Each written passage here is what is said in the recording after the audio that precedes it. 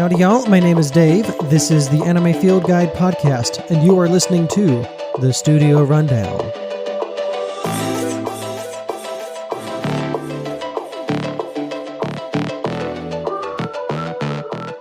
This is my series where I take you through the history and business practices of anime production houses across Japan. Today's featured studio will make you ugly cry, Kyoto Animation.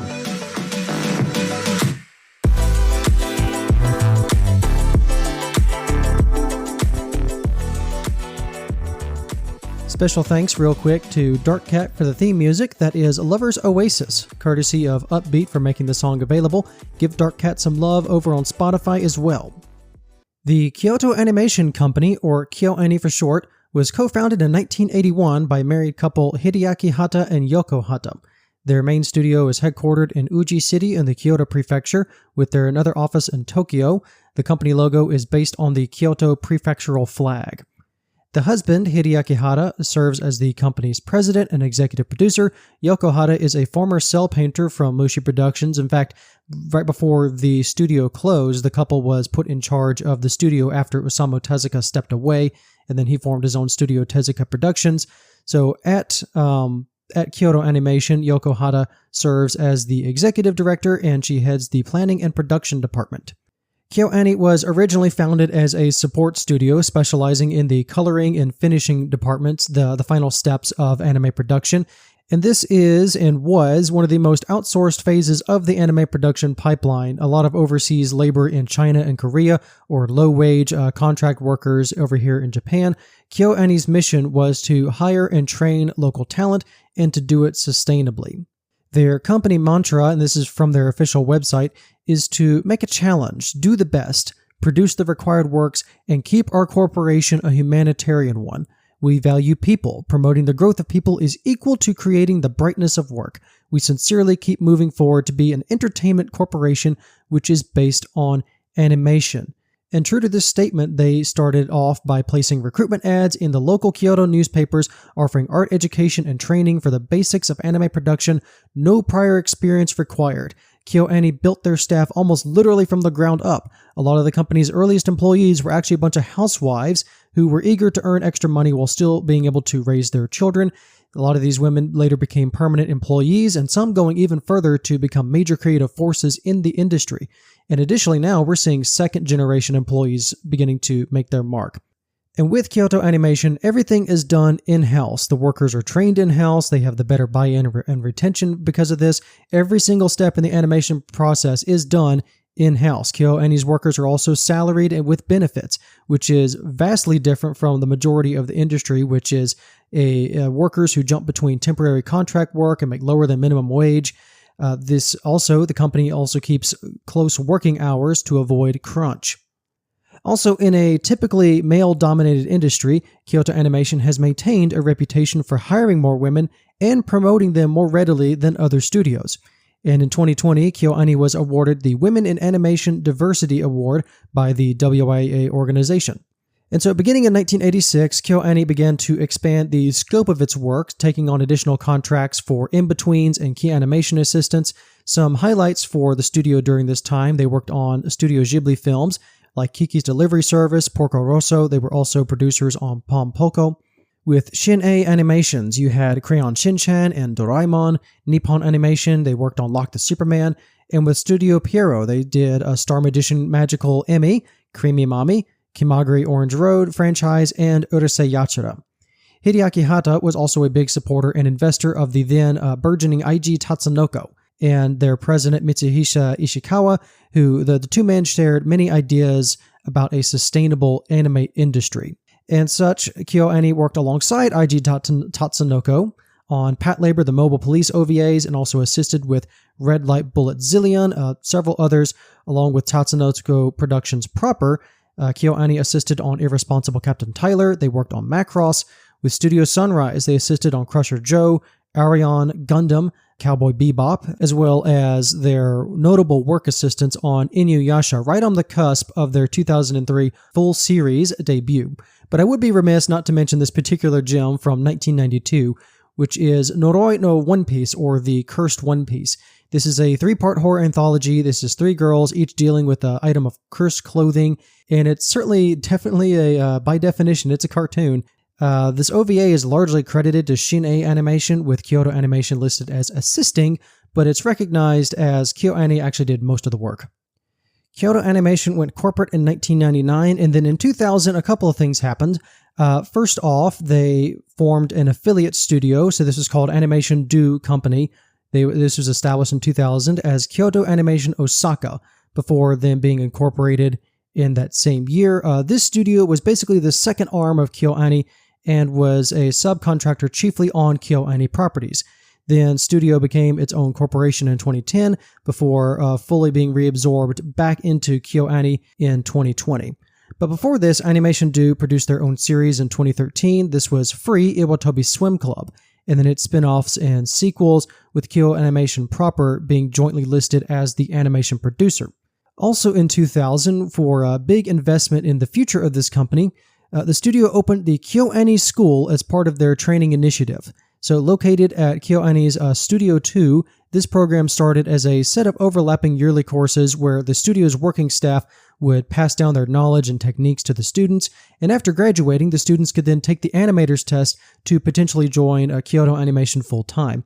Now, this program started with 3 main courses. You had the director's course, the animator's course, and then the backgrounds course.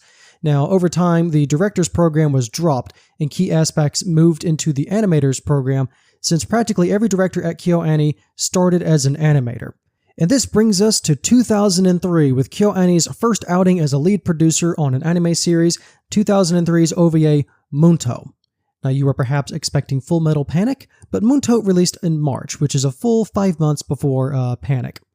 So Munto is 1 episode and follows a high school girl who can see floating islands in the sky, and so she embarks on this adventure to restore her world's magic and bring a balance between the land and the sky.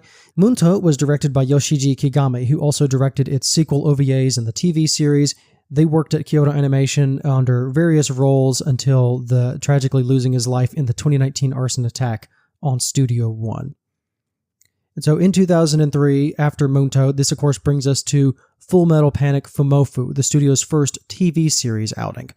Then this was replacing Studio Gonzo for what was supposed to be this spin-off season. So Full Metal Panic was, the Gonzo version was more serious, and this Fumofu was supposed to be more high school comedy antics and more lighthearted, but then Kyoto Animation was also brought on to animate Season 2, so Full Metal Panic: The Second Raid in 2005. Both seasons were directed by Yasuhiro Takamoto, who would then later direct Lucky Star, Hyoko, Amagi Brilliant Park, and Miss Kobayashi's Dragon Maid. He also lost his life in 2019 in the arson attacks. But he is still credited as the director, or one of the directors, on 2021's Dragon Maid S and 2025 movies, both of them picked up by Tatsuya Ishihara, who is also very important to Kyoto Animation as a whole. We'll get to him in just like a couple of seconds. And so shortly after Full Metal Panic, the studio partnered with the visual novel company Visual Arts Key. These were animating their visual novels into full-length television series. This became known basically as the Key Trilogy, all 3 directed by Tatsuya Ishihara, who up until this had been the episode director both on Tenchi Muyo and Inuyasha. And so his directorial debut was Air in January of 2005. He then directed Kanon in October of 2006, and then Clannad in October 2007, and its sequel, After Story, in October of 2008. He's also the director of The Melancholy of Haruhi Suzumiya, Nichijou, My Ordinary Life, Love Chunibyo and Other Delusions, Myriad Colors Phantom World, and Sound Euphonium franchise. All of these animated by Kyoto Animation. But for where we are right now, in 2006 thereabouts, Haruhi Suzumiya in particular became a cultural phenomenon. This show took over the internet with its colorful cast, the endless pop culture references, and of course, that ending credits dance sequence. There was, of course, Season 2 with the infamous episodes of Endless 8 that killed a lot of the show's momentum, but later movies released across the 2010s have a much better reception among fans. The next show that I want to highlight is Lucky Star. We're back with Takamoto directing, and it was in a similar meta vein to Haruhi. It also incorporated dance numbers in its credit sequences, also had some crossover episodes or aspects with Haruhi. These shows, both of these, where Haruhi and Lucky Star were Comic-Con staples, both in the cosplay and the dancing in the streets. They really capitalized on the moe trend of that mid to late 2000s anime culture, along with some of the other shows that I mentioned earlier. The third personal highlight for me is, of course, Clannad plus After Story, that third and final part of the Key trilogy. This follows a depressed high school student, Tomoyo Okazaki, who meets a girl named Nagisa Furukawa. She is repeating her third year due to an illness and doesn't fit in with her classmates. And so little do they know, this meeting and all the encounters that they have through the show will change their lives forever.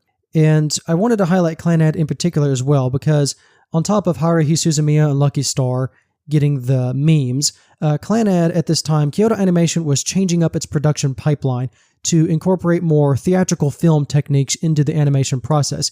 Namely, they were beginning to animate on larger sheets for more detail and wider layouts. And so Clannad was this first major showcase for the new production method, the new look, if you would, of Kyoto Animation, that also laid the foundation for the studio's push into more theatrical animation as we go into the 2010s.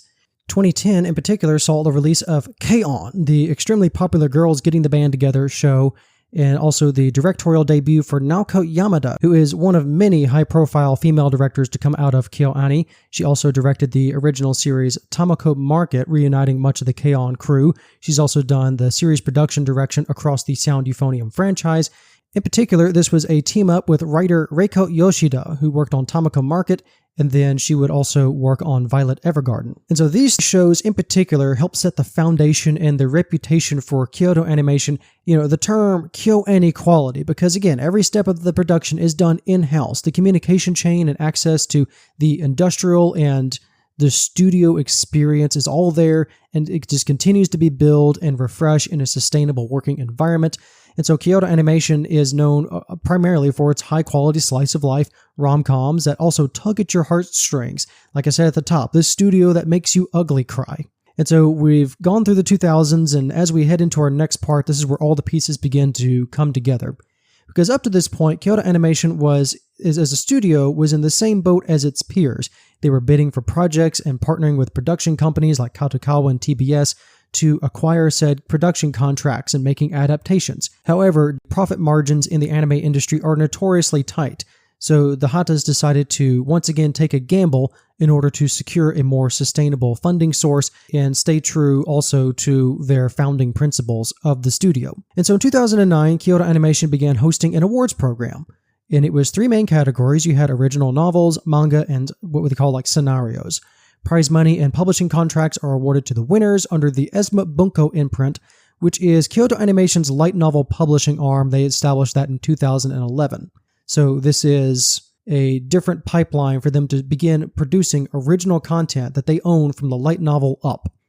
And so this first series adapted from this initiative was Love, Chunibyo, and Other Delusions. The anime was announced in late 2011, and then this came out in fall 2012 to pretty good acclaim. Other light novel adaptations under this imprint to get the anime treatment include Free Iwatobi Swim Club, Surune, Beyond the Boundary, Myriad Colors Phantom World, and of course Violet Evergarden. Also spawning original anime series Tamako Market from the K-On! Team. Violet Evergarden, of course, is the breakout light novel success of this group. It won the grand prize in 2014 and secured the Netflix streaming partnership, where it got an anime series in 2018, 2 movies in 2019 and 2020, respectively, garnered massive critical and commercial acclaim. And as for a quick summary of Violet Evergarden, basically this great war has come to an end and it is time for the nation to rebuild. Everyone's in the name of peace. However, for child soldier and hardened killer Violet Evergarden, she is left with only the deep scars as well as the words, "I love you," from the person that she protected in the final battle. Violet, of course, has no clue to the meaning behind these words, but as she recovers from her physical wounds, Violet begins her new life working at the CH Postal Company. She witnesses the work of women scribes called auto-memory dolls. They transcribe people's thoughts and feelings into words on paper and then mail that as a letter. Violet trains to become one of these auto-memory dolls and travels the country on a journey of self-discovery that will touch the lives of both her clients and bring her closer to the truth behind that phrase, "I love you." Violet Evergarden is, of course, my personal favorite thing to come out of this initiative so far. And this initiative has indeed paid off for Kyoto Animation critically and commercially. This is ongoing with very few interruptions and, of course, allows the studio to have a continuous supply line of new stories to adapt. Also, more opportunities for secondary income streams to their physical and online merchandise storefront for all of their original IP. Now, the physical store did close in 2022, but the online store remains up. 2016 in particular was a massive year for the studio because it was the release of the film A Silent Voice. So this is indeed a manga adaptation, but it's not a Kyoto Animation owned manga or anything like that. But it is the best-selling movie released by the studio, at least at the time of this recording. A Silent Voice was directed by Naoko Yamada and written by Reiko Yoshida. Shortly afterwards, though, Yamada left for Science Saru, where she directed the Heike story in 2021, plus 2 separate movies in 2024, The Garden of Remembrance and The Colors Within. Now, many of these projects, including Violet Evergarden, were produced at Studio One, and so for this next part, there's no good way to transition because I am, of course, referring to the arson attack on July 18th, 2019. And this indeed is the tough part of this episode because you can't talk about Kyoto Animation nowadays without talking about that fire. The studio is all this, like every news article and piece of media has basically been about this fire and the man behind it. So the TLDR is this guy named Shinji Aoba. He wheeled in a 10-gallon barrel of gasoline into Studio One and set it on fire. The studio went up in seconds. It just ripped through everything and was burning for 5 hours before finally being extinguished. It took the lives of 36 people in the process and wounding 32 others, including the arsonist. Myself, I first heard about the fire shortly after it all went down. Just the messages and reactions across social media. Like, I knew it was bad, but it just got worse as the days wore on and, people were identified, and it was just... The arsonist, of course, Shinji was quickly arrested. He was found guilty of murder, and he freely admitted. He told the police he believed his work had been plagiarized. It's a terribly sad story all around, and it was in and out of the news cycle as he was going through the court system. But in January 2024, the courts handed down the death penalty, and now we've been in appeals and all of the rest of that. But the anime community, in response, we just immediately joined together in support. The company Sentai Filmworks centralized all of this in a GoFundMe for the victims and their families.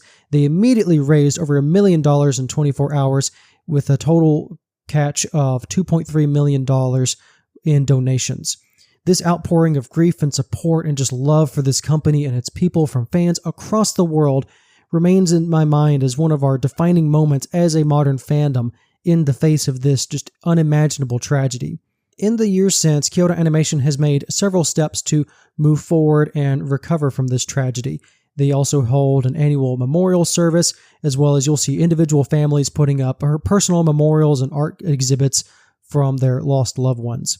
So starting in April 2020, the studio was, of course, also in a production hiatus due to the ongoing pandemic, but that didn't stop them. They demolished Studio One and began rebuilding. They opened up recruitments again in July of 2020, despite the pandemic. And the physical merchandise store in Uji was closed in 2022 and restructured to a production studio space in addition to the Studio One building efforts. The school opened, actually. The Kyoto Animation School, which had intentionally kept its class sizes small and focused, opened its doors wide open, at least figuratively, to accept as many applicants as possible. I say figuratively because they couldn't physically open the doors, but they did hold remote lessons for a couple months due to the pandemic and, of course, limited space at the start. But the typical class sizes of 10 to 15 were ballooned to 30 plus, and this was integral to the studio's rebuilding efforts. Violet Evergarden, the movie, was the last project made by the victims of the arson attack.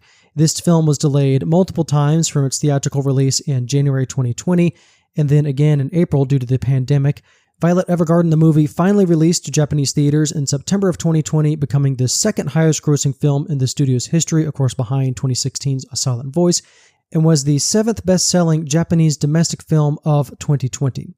So Kyoto Animation really had a bit of a slowed output during this time due to the rebuilding and recovery efforts, but has quickly begun to pick up the pieces back into a new normal in recent years. We had the 2-part movie conclusion to Free in 2021 and 22. You had new film entries and follow-up seasons of Kobayashi's Maid Dragon, Tsurune, and Sound Euphonium, all of this through 2021 to 2024. And this year, in the summer of 2025, they are adapting the manga City into an animation from the same mangaka as Nichijou. Ms. Kobayashi's Dragon Maid, another popular manga pickup and consistent returns from the studio. They're getting a movie in June of 2025.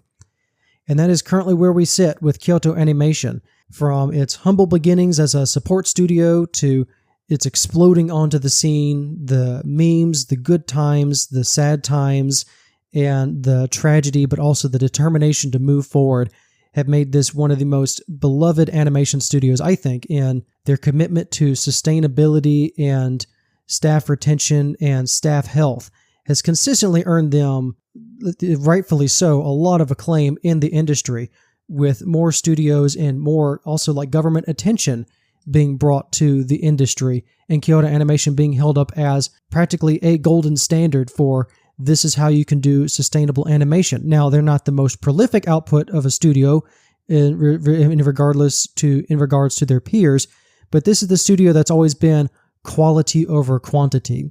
And so those are some of my personal thoughts on Kyoto Animation. Tell me some of yours. Let me know all down in the comments, and I will see you on the next episode.